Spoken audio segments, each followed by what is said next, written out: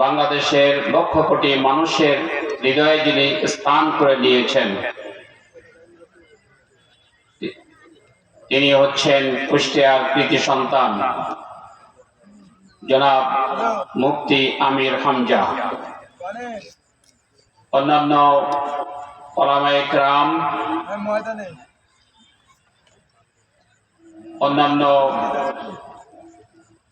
রাজনৈতিক দলের নেতৃবৃন্দ, সাংবাদিক বন্ধুগণ, যুবক ভাইরা, এই এলাকার ইসলাম প্রিয় আমার হৃদয়ের সাথে সম্পৃক্ত সর্বস্তরের ভাইরা, পর্দার অন্তরালে আমার মা ও বোনেরা, আসসালামু আলাইকুম ওয়া রাহমাতুল্লাহি ওয়া বারাকাতুহু। আপনারা কি সবাই ভালো আছেন? আলহামদুলিল্লাহ। জি আলহামদুলিল্লাহ। প্রথমেই সেই মহান রব্বুল আলামিনের কাছে শুকরিয়া আদায় করছি। প্রচন্ড রোদের মধ্যে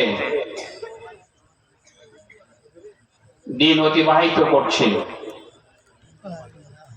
রাতের এই অংশে আল্লাহ তাআলা তার রহমত দিয়ে সুন্দর একটি পরিবেশে আমাদের তাফসীর মাহফিল শোনার তৌফিক দান করেছেন। সবাই বলি আলহামদুলিল্লাহ। আপনাদের জন্য তিনটি দোয়া আল্লাহ রাব্বুল আলামিনের কাছে করতে চাই। প্রথম হলো যে এই কোরআনকে আপনারা বেশি ভালোবাসেন, কি বলেন ঠিক কিনা? এই কোরআনের মহব্বত আপনাদের ভিতরে আছে। এই কারণেই এই কোরআনের তাফসীর শোনার মানসিকতা নিয়েই এখানে হাজির হয়েছেন, কি বলেন ঠিক কিনা? ইসলামের প্রতি আপনাদের অনেক ভালোবাসা, রাসূলের প্রতি অনেক ভালোবাসা, তার বহিঃপ্রকাশ হলো আজকের এই তাফসীর মাহফিলে আপনারা উপস্থিত হয়েছেন। এই জন্য আল্লাহ রাব্বুল আলামিনের কাছে দোয়া করি, রব্বুল আলামিন তোমার এই প্রিয় বান্দা এবং বান্দীদের জীবনের সমস্ত গুনাহ খাতা তুমি মাফ করে দাও। যতদিন আল্লাহ রাব্বুল আলামিন দুনিয়াতে বান্দা এবং বান্দীদের বাঁচিয়ে রাখবা, ততদিন তাদের শারীরিক সুস্থতা তুমি দান করো। আর কোরআনের প্রতি ভালোবাসার কারণে দুনিয়াতে বিদায় নেওয়ার পর রব্বুল আলামিন তোমার কাছে ফরিয়াদ করি ভাই এবং বোনদের জন্য, তাদেরকে তুমি জান্নাতের একটা সুন্দর ঘর তুমি বরাদ্দ করে দাও। এরপরে আমি সংক্ষিপ্ত আলোচনায় বলতে চাই, আল্লাহ রাব্বুল আলামিন আমাদেরকে দুনিয়াতে পাঠিয়েছেন। কতদিন থাকবো এটা বলতে পারবো? পারবো না। আমরা মায়ের গর্ভ থেকে যেদিন ভূমিষ্ঠ হয়েছি সেদিন থেকে আজ পর্যন্ত আল্লাহ রাব্বুল আলামিনের বিশেষ রহমতে আমরা দিন যাপন করছি, রিজিক পাচ্ছি, দুনিয়ার সকল কাজকর্মের সাথে আমরা জড়িত আছি, কি বলেন ঠিক কিনা? হাদিসে আসছে রাসূল আকরাম সাল্লাল্লাহু আলাইহি সাল্লাম বলছেন, বুখারী শরীফের শেষের দিকে, সারা বিশ্বের মানুষ যাদেরকে আমি জ্ঞান দিয়েছি, বুদ্ধি দিয়েছি, বিবেক দিয়েছি, আমি সৃষ্টি করেছি, জীবন আমি দিয়েছি, দুনিয়াতে বিচরণ করতে যে অনেক সময় বিপদ আপদ মুসিবত প্রাকৃতিক দুর্যোগ দেখে আমি যে তাদেরকে সৃষ্টি করেছি এটা ভুলে যে আমাকে গালিগালিজ করে না। আমার সন্তান এক্সচেঞ্জ করে কেন মারা গেল? আল্লাহ কি চোখে দেখেননি? নাউজুবিল্লাহ মিন যালিক। আছেন এরকম? আমার ছেলে মেয়েদের রোগ শোক কেন দিল? আল্লাহ কি চোখে দেখেন না? বলেন নাউজুবিল্লাহ মিন যালিক। এইভাবে প্রতিনিয়ত হাজারো কোটি মানুষ আল্লাহকে গালিগালাজ করছে। আল্লাহ তাআলা এত রহম দিল, কারো রেজেক বন্ধ করে দেয় না। বলি আলহামদুলিল্লাহ। সেই মহান রব্বুল আলামিন যখন আমাদেরকে এই কথা বলছেন, লা তাকনাতু মির রাহমাতিল্লাহ, আমার রহমত থেকে কেউ বঞ্চিত হবে না। কিন্তু আমাদের কাজকর্মের কারণে, আমাদের ইমানি দুর্বলতার কারণে, আমাদের ত্রুটির কারণে, লেনদেন খারাপ হওয়ার কারণে, অসৎ পথে চলার কারণে, দুর্নীতি করার কারণে, চাঁদাবাজি করার কারণে, টেন্ডারবাজি করার কারণে, কোরআন থেকে মুখ ফিরে নেওয়ার কারণে, ইসলাম থেকে মুখ ফিরে নেওয়ার কারণে, আল্লাহর বিধান পালন না করার কারণেই আমরা দেখছি আমাদের পতন হচ্ছে। কি বলেন ঠিক কিনা? আল্লাহ রাব্বুল আলামিন সবকিছু দেখেন। আমাদের দুই কাঁধে কিরামান কাতিবিন কিন্তু প্রতিনিয়ত লিখছে। কি বলেন ঠিক কিনা? যা কিছু করছে সবকিছু রেকর্ড হচ্ছে। কিয়ামতের মাঠে আল্লাহ সুবহানাহু ওয়া তাআলা বলছেন, আল ইয়াউমা নাখতিমু আলা আফওয়াহিম ওয়া তুকাল্লিমুনা আইদিহিম ওয়া তাশহাদু আরজুলুহুম বিমা কানু ইয়াকসিবুন। সেই কিয়ামতের মাঠে আমাদের মুখটাকে বন্ধ করে দেওয়া হবে, মুখ আর কথা বলতে পারবে না। আমাদের হাত সাক্ষী দেবে, আমাদের দুই পা সাক্ষী দেবে আমরা কি অপকর্মগুলো করেছি। কি বলেন ঠিক কিনা? এই জন্য আল্লাহ সুবহানাহু ওয়া তাআলার এই জমিনে আল্লাহকে যারা আল্লাহ হিসাবে আমরা মেনে নিতে চাই, তারা আজকে তাফসীর মাহফিলে এসেছেন। কি বলেন ঠিক কিনা? আল্লাহর বিধানের বাইরে আমরা যাব না। একজন মুসলমান হিসাবে তার মুসলমানিত্ব টিকে রাখার জন্য আল্লাহর বিধানের বাইরে যাওয়ার কোনো সুযোগ না। আল্লাহ রাসূল সাল্লাল্লাহু আলাইহি সাল্লামকে দুনিয়াতে পাঠালেন আল্লাহ রাব্বুল আলামিন। কত চমৎকার কোরআনে আয়াত দেখেন। আল্লাহ তাআলা বলেন, ওমা আরসালনাকা ইল্লা রাহমাতাল লিল আলামিন। সুবহানাল্লাহ বলেন। সমগ্র বিশ্ববাসীর জন্য আমি রহমত স্বরূপ আমার রাসূলকে আমি পাঠিয়েছি। আমি প্রথমে যে কোরআন আয়াতটা পড়েছি সেখানে আল্লাহ রাব্বুল আলামিন বলেন, ইয়া আইয়ুহান নাবিয়্যু, হে নবী, ইন্না আরসালনাকা শাহিদাও ওয়া মুবাশশিরাও ওয়া নাযীরা ওয়া দা'iয়ান ইলাল্লাহি বিইজনিহি সিরাজাম মুনীরা। আল্লাহ বলেন, সাক্ষ্যদাতা হিসাবে, সুসংবাদদাতা হিসাবে সমগ্র বিশ্ববাসীকে ভয় দেখানোর জন্য তোমাকে আমি দুনিয়াতে পাঠিয়েছি। কি বলেন ঠিক কিনা? রাসূলের আদর্শ আমাদের সামনে আছে না? আছে। লাকাদ কানা লাকুম ফি রাসূলিল্লাহি উসওয়াতুন হাসানাহ। আজকে আল্লাহকে মানবো, রাসূলের আদর্শকে মানবো, আর আল্লাহ এবং আল্লাহ রাসূলের আদর্শ মানার জন্য আল কোরআন আল্লাহ রাব্বুল আলামিন আমাদের কাছে পাঠিয়েছেন। কি বলেন ঠিক কিনা? এই কোরআন যেমন ব্যক্তিকে পরিবর্তন করতে পারে, তেমনি সমাজকে পরিবর্তন করতে পারে, তেমনি রাষ্ট্রকে পরিবর্তন করতে পারে।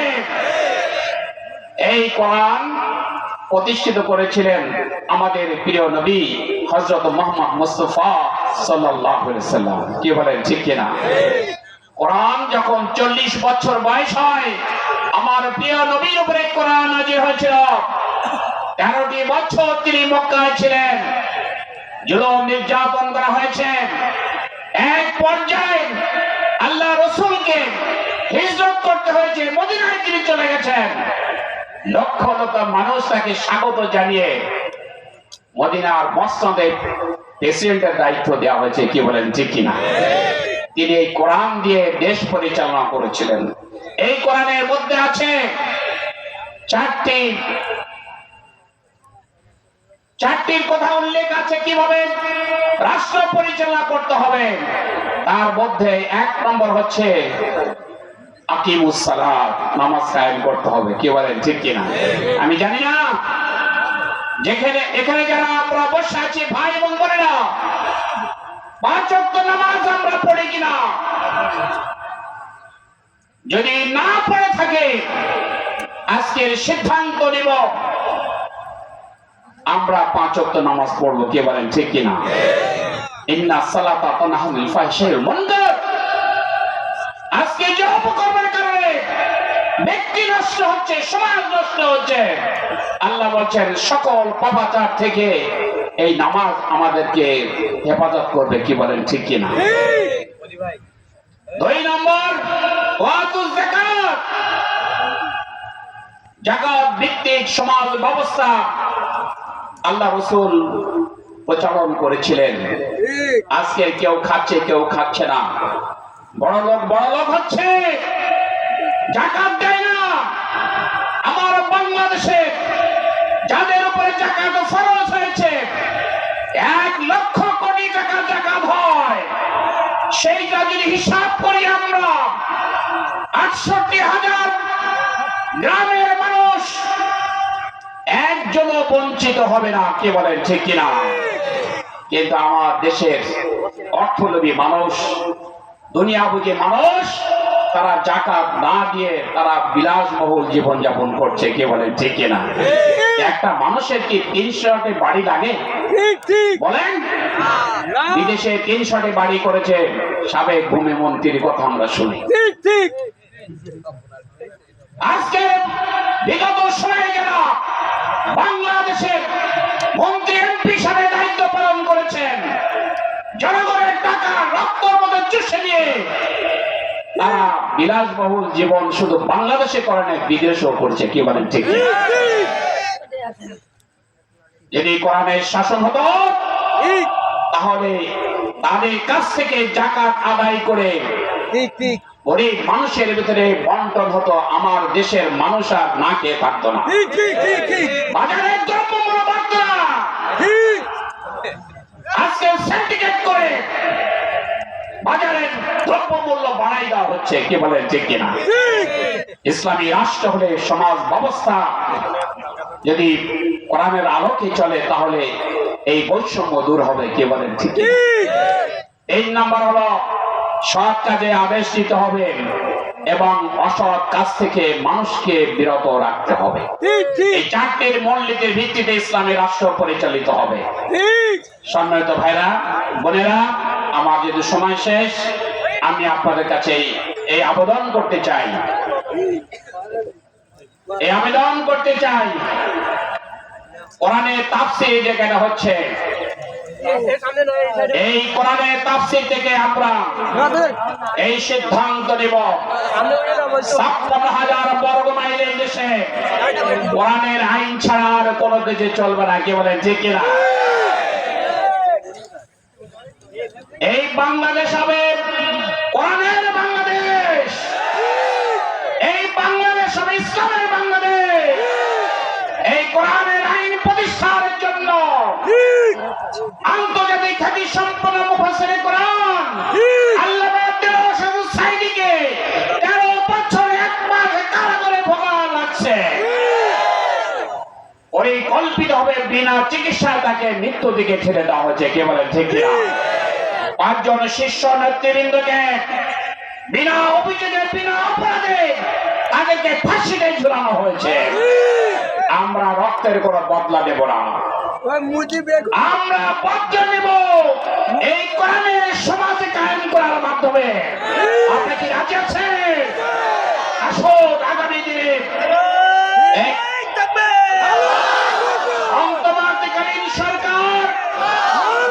অন্তর্বর্তীকালীন সরকার ইতিমধ্যে ঘোষণা করে দিয়েছে 2025 সালের ডিসেম্বরে অথবা 2026 সালের জুনের মধ্যে সংস্কার সাধন করে জাতীয় নির্বাচন দেবে।